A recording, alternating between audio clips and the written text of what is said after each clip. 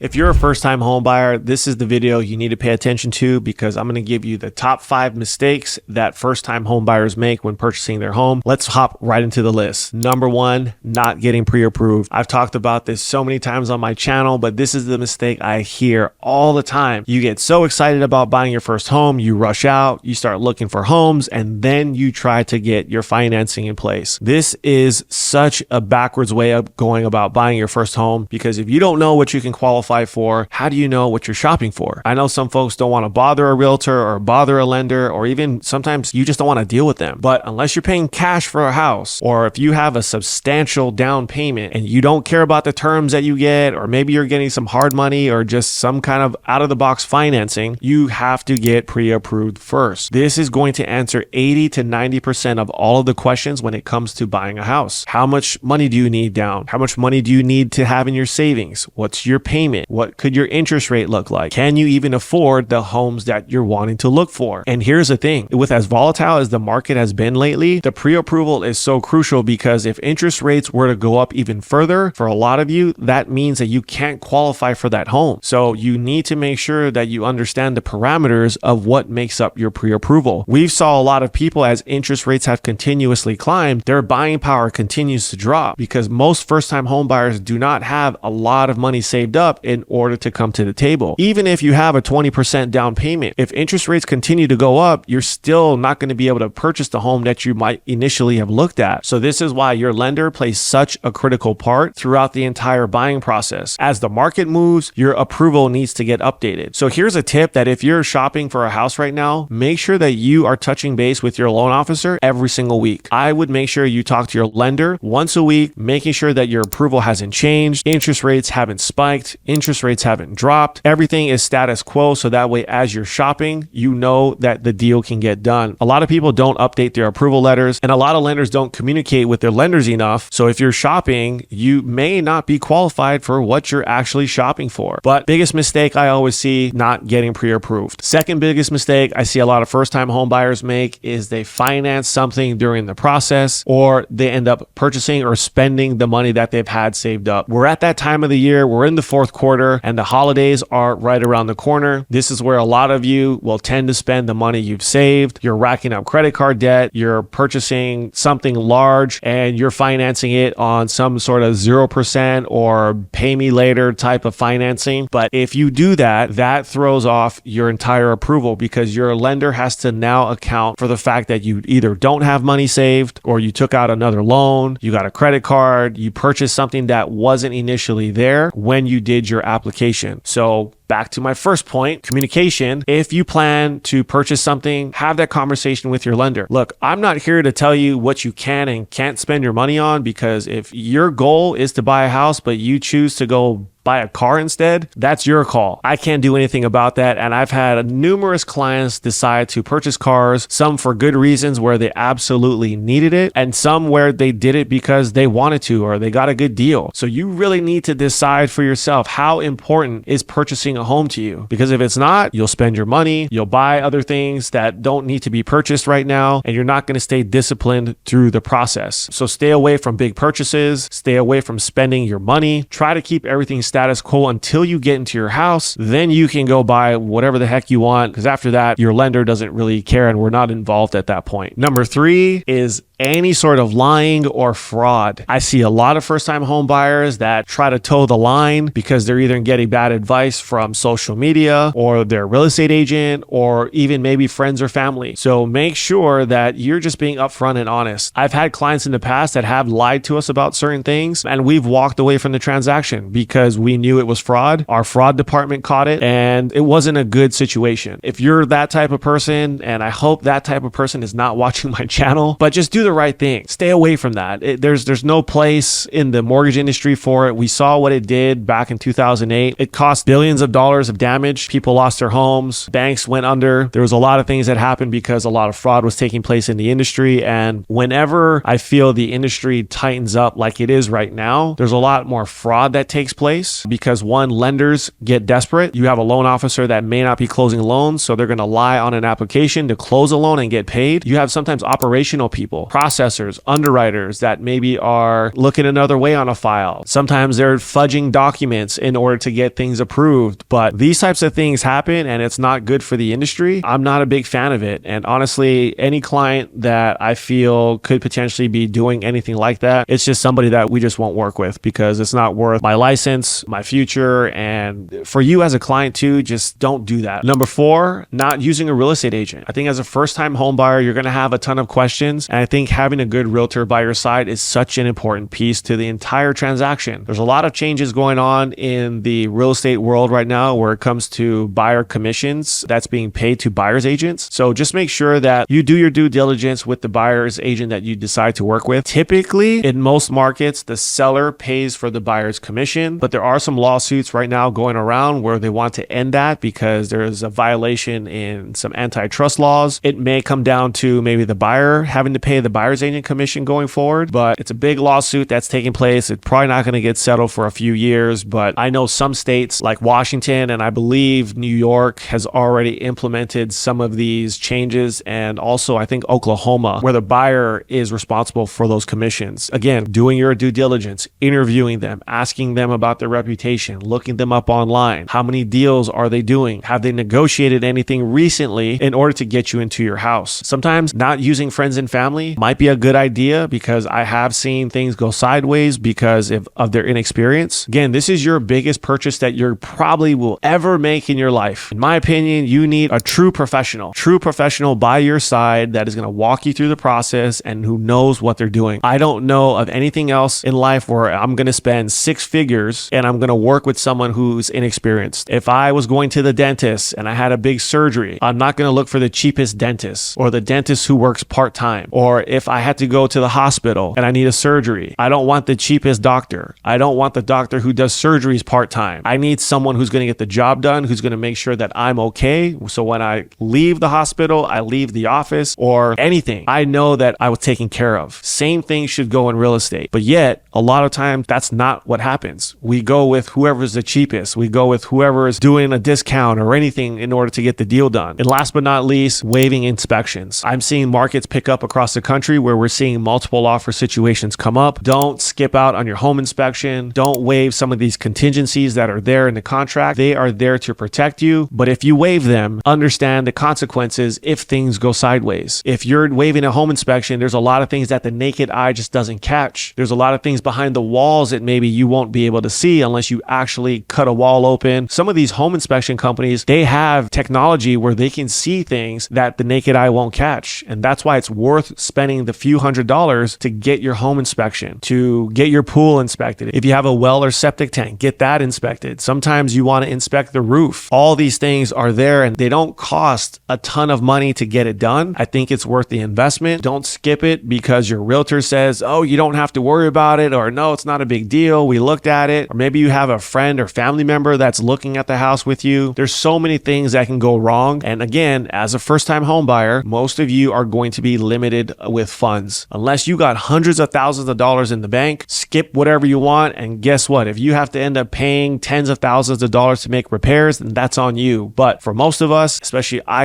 remember when I bought my first home, I didn't have a lot of money. So you want to make sure you get that inspection. And don't be like me. I skipped my inspection. My realtor told me, don't worry about it. You should be fine. Worst advice I ever got. Even when you're buying a brand new house, do a home inspection. There's a lot of times these builders are building these houses so fast, they're cutting corners to get people in the house. You don't want to move in and buy a problem that now the builder doesn't want to deal with you. So be careful, be cautious, pay the money. It's worth it. The peace of mind is worth it than trying to save a few $100. Share this video with any of your first-time home buyer friends. Thanks for watching, and I'll see you on the next one.